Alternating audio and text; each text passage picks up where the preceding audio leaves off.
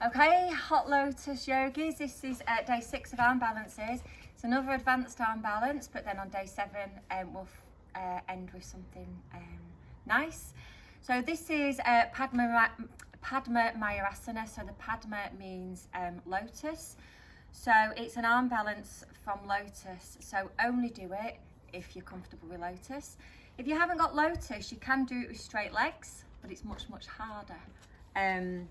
So warm up for your lotus would be practicing half lotus. So in your 26-2, your 26-2 version of tree pose will help. Seated half lotus, so you're taking the foot from underneath. So the movement needs to come from the hip. So nothing happens with the knee. You close the knee joint off and then the knee isn't twisting. So the movement's coming from here, it's coming from my hip, and I'm drawing the heel up and then allowing the knee to go down. So the knee shouldn't hurt. If your knees are hurting in half lotus, the prep, just keep practicing the prep and don't go into full lotus. So just to recap, you seal the knee when you're coming into half lotus, and then the movement comes from the hip. If your hips are stiff, what will happen is your hips won't move, and then your knee will take it, and then you'll end up hurting your knee.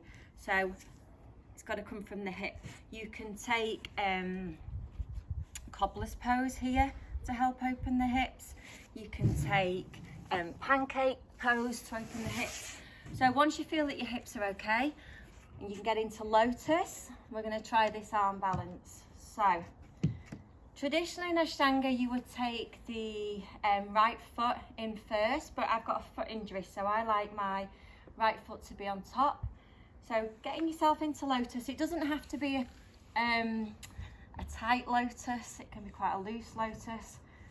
So from here, shuffling back, you're going to come up onto the knees. If it hurts the knees, you can fold the mat over to protect the knees. So the trick with this, like the other arm balances, is your elbows and your triceps are supporting your body.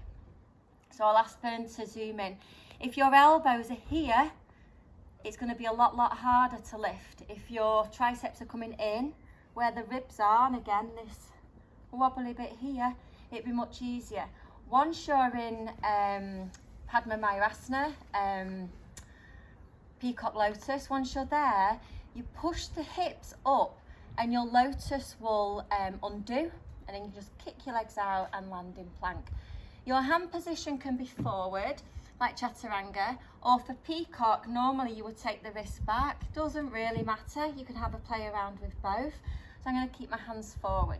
Not to be done when you've had food, because you're putting a lot of pressure on this area, so it needs to be an empty stomach. You need to use Ujjana Bandha here, so drawing the belly in. So you're coming up onto the knees here. So knees are here, hands are in line with wrists, elbow, shoulder. So this takes practice in itself, but you're bending the elbows back so that the body is coming onto the elbow. So I'm just going to shorten the distance. So it is quite low in the abdomen.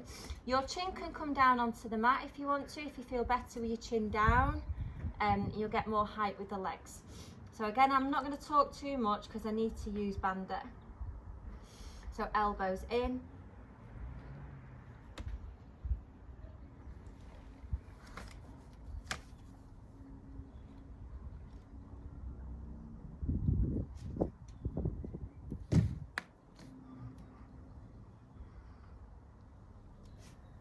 So, have a go, tag me in your videos, ask any questions you like, thank you.